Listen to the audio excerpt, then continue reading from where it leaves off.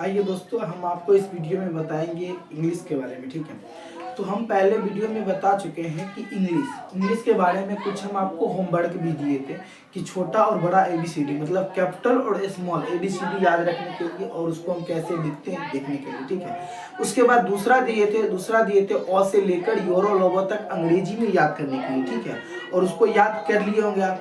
और फिर तीसरा जो दिए थे वो क का मात्रा जो है आकार हर्षिकार दीर्घिकार उसको लिखे थे हिंदी में, और हम इंग्लिश में भी बताएंगे और कुछ नाम का भी इंग्लिश बताए थे। ठीक है, तो ये मेरा अगला मतलब ये मेरा दूसरा क्लास है इंग्लिश का। तो देखिए, तो आप उम्मीद होगा कि आप बहुत अच्छे से याद कर लिए होंगे। अगर याद कर लिए होंगे तो यहाँ समझने में आपको बहुत आसानी होगा। तो देखिए दूसरा क्लास में, तो यहाँ दूसरा क्लास है, तो इसमें लिखा गया कुछ नाम के बारे में हम बता रहे थे। तो हम पहला जो क्लास था कुछ रिवीजन हम करवा देते हैं। तो ये मेरा पीछे जो बचा हुआ था अ का मतलब आकार हर्षिकार दीर्घिकार अंग्रेजी, तो उसके बारे में हम बता रहे। देखिए यहाँ लिखा हुआ था, जैसे यहाँ अ आ हर्षई दीर्घई हर्षऊ दुर्गऊ ए आई ओ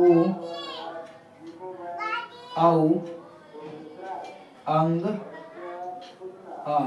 ठीक है, इसमें री भी होगा, हम री अभी नहीं दिए। ठीक है, वो देखिए हम कल क्या बताए थे, इसका जो स्पेलिंग होता है इसका ए होता है, इसका क्या होता है डबल ए, इसका क्या होता है आई, इसका आई के बाद इसका डबल ई, इसका यू, इसका डबल ओ, इसका ई, इसका ए आई, इसका ओ, इसका ए यू, इसका ए एन और इसका ए एच। ठीक है, ए एच दे दिए। अब देखिए हम क्या बताए थे, इसी से मेरा जो आकार हर्षिकार दीर्घिकार कुछ भी निकले इसी से निकलता है। ठीक है, इसी से निकलता है। जैसे हम यहाँ देखिए, यहाँ लिखेंगे आकार, तो आकार यहाँ हर्षिकार, यहाँ दीर्घिकार, यहाँ हर्षुकार, यहाँ दुर्गुकार, यहाँ ए कार, यहाँ क्या आई कार, यहाँ ओ कार, यहाँ औकार, यहाँ अनुस्वार, यहाँ विसर्ग। ठीक है, तो देखिए ये लिख दिए। हम इसको बताए थे कल कि कैसे लिखते हैं नाम या आकार हर्षिकार दीर्घिकार मिला के। तो हम इसको क्या बताए थे, जो आकार का होगा स्पेलिंग जो होगा इसका ए होता है। ठीक है, ये आकार का ए होता है, हर्षिकार का मतलब आई, दीर्घिकार का डबल ई, हर्षुकार का यू, दुर्गुकार के डबल ओ, ए कार के ई, आई कार के ए आई, ओ कार के ओ, औकार के ए यू, अनुस्वार के ए एन और ए एस से आ होता है। ठीक है, तो देखिए हम कुछ नाम बताए थे कल करने के लिए। जैसे यहाँ बताए थे, जैसे लिखा होगा सीता, क्या लिखा है सीता।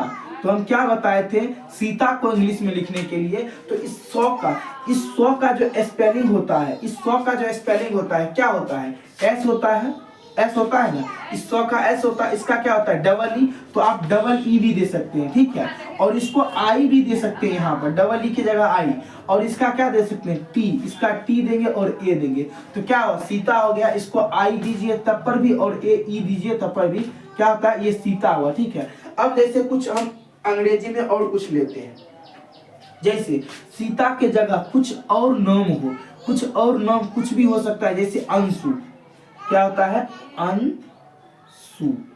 अंशु। ठीक है, अंशु। अब देखिए अंशु क्या कैसे लिखते हैं, अंशु इसका क्या होता है ए होता है ना, और इसका देखिए अनुस्वार है, तो यहाँ अनुस्वार का क्या लिखा हुआ ए एन लिखा हुआ है। ये मत समझिएगा कि इसमें अ लगा है और फिर अनुस्वार का अलग से दे, नहीं, इसको इसी साथ में ए एन लिख सकते हैं। ठीक है, और फिर ये तालम स्वर लिखा हुआ है, तालम स्वर की इंग्लिश क्या होता है एस एच और यू।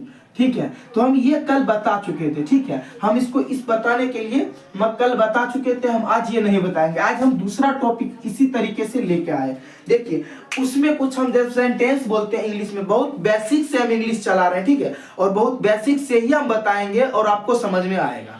तो देखिए एक होता है यह और एक होता है वह। ठीक है, एक होता है यह और एक होता है वह। पूरा बेसिक से हम धीरे धीरे उसको हाई लेवल करेंगे। ठीक है, अभी नहीं करेंगे, उसको हाई लेवल करेंगे जब आप थोड़ा थोड़ा सीख जाइएगा तब। तो देखिए यहाँ एक होता है यह, क्या होता है यह, और एक होता है वह। बस इसी का हम आज यूज सीखेंगे। जैसे हम इसका यूज बोल सकते हैं, use of this, PHIS, this और दैट, दिस और डेट, ठीक है। जैसे अब देखिए दिस और डेट के बारे में समझे, तो दिस और डेट के बारे में बता रहे हैं। तो देखिए इसका जो इंग्लिश होता है, इसका जो इंग्लिश होता है, इसका इंग्लिश होता है दिस। क्या होता है? दिस। इसका इंग्लिश दिस और इसका होता है डेट। क्या होता है? डेट। हम और वीडियो जो बताएंगे तो वह का क्या क्या बोलते हैं, किसके साथ कैसे प्रयोग करते हैं, हम वो भी बताएंगे, ठीक है। मगर अभी नॉर्मली से सीखिए, तब उसके बारे में बता रहे हैं जो मतलब आपसे आसान हो, आप सीख सकते हैं आसानी से, ठीक है। अब देखिए एक होता है इसी के साथ, इसमें एक होता है, इसका स्पेलिंग होता है इज। क्या होता है? इज। अब देखिए यहाँ आपको सेंटेंस देगा आपको बनाने के लिए, इसका यूज हम बता रहे हैं, ठीक है। इसका, इस दोनों का। अच्छा, इस सेंटेंस देगा जब भी बनाने के लिए, तो इसके बाद जस्ट में, इसके बाद जस्ट आपको इज लगाना होगा। क्या लगाना होगा? इज, ठीक है। इसके बाद जस्ट इज लगाना होगा, और जो भी नाम हो उसके वहां नाम आप लिख सकते हैं। इसका ये होता है, ठीक है। और ये चारों, ये जो है आपको ध्यान देना रखना होगा कि हम दिस को, मतलब यह को दिस बोलते हैं और वह को डेट बोलते हैं, और है को इज बोलते हैं, है को इजी बोलते हैं, ठीक है। और है को और कुछ भी बोलते हैं इसके अलावा, मगर यहाँ जो प्रयोग है उसके ही बारे में बता रहे हैं। देखिए यहाँ अब आपको क्वेश्चन दे देगा, यहाँ क्वेश्चन देगा कि यह राम है, या क्या है? राम है। तो हम क्या बताए थे, जब भी यह नजर आए, यह, तो यह का इंग्लिश हम जस्ट में कर देंगे। जस्ट मतलब तुरंत यह का इंग्लिश लिखेंगे। तो यह का इंग्लिश क्या होता है? दिस, THIS, दिस, ठीक है। अब क्या बताए, दिस के साथ क्या यूज करने के लिए? दिस के साथ इज, दिस के साथ इज, तो इज क्या लिखेंगे? This is. अब बताइए नाम का इंग्लिश क्या होता है? इस दोनों को तो हो ही गया। अब नाम का इंग्लिश क्या होता है? नाम का नाम इंग्लिश होता है, राम का राम लिख सकते हैं, RAM। कोई दिक्कत? इंग्लिश मतलब ये हिंदी को इंग्लिश करने में कोई दिक्कत भी है आपको? नहीं है ना, कोई दिक्कत है इंग्लिश में? कुछ नहीं है। अब देखिए दूसरा क्वेश्चन इसी तरीके से रहेगा, जैसे वह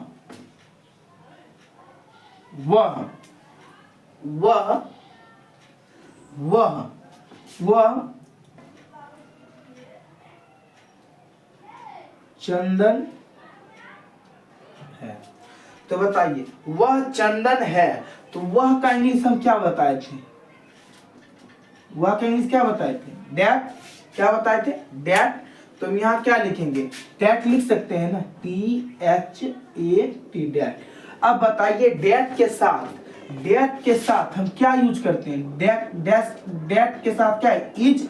तो हम यहाँ क्या लिखेंगे? इज, ठीक है, इज लिख दिए। अब बताइए चंदन नाम है ना, चंदन क्या है? नाम है।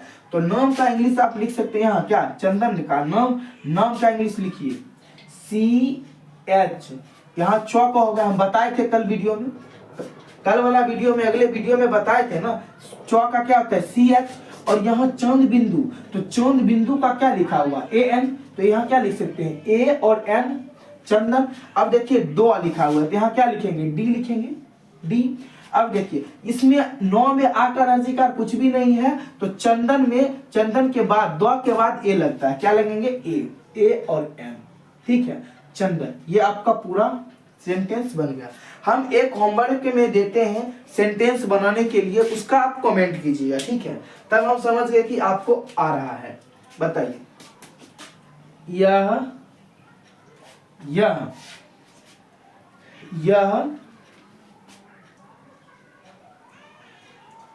राजेश है। इसका सेंटेंस बना के मेरा कमेंट कीजिएगा, ठीक है। फिर हम अगले वीडियो में लाएंगे इससे बेहतर और इससे समझाने, क्योंकि थोड़ा ही समझिएगा तब आके जाके समझिएगा। मगर हम एक दिन में सब चीज आपको बता दिए तो आपको समझ में नहीं आएगा। और ये टॉपिक लेके आएंगे इस इंग्लिश में, और छोटा ही टॉपिक बताएंगे, ठीक है। हम अगले वीडियो में लाएंगे जो आपको उपयुक्त होगा, उसी के बारे में हम बताएंगे, ठीक है। आज के लिए इतना ही, और तीसरा क्लास के लिए आप इंतजार कीजिए। और तीसरा क्लास पर डे मतलब एक दिन में एक क्लास इंग्लिश का जरूर रहेगा, और हम एक दिन में इंग्लिश का क्लास डाल ही देंगे। और मेरा वीडियो को देखिएगा, सबसे पहले जो हम बताए थे इंग्लिश का क्लास उसको देखिए, और फिर दूसरा क्लास देखिए, तब आपको समझ में आएगा। आज हम जो ये टॉपिक था यूज ऑफ इज एम मतलब यूज ऑफ दिस और डेट के बारे में बताए हैं। अगले वीडियो में जो होगा हम टॉपिक पे लिख देंगे जो है उसके बारे में, ठीक है। और ये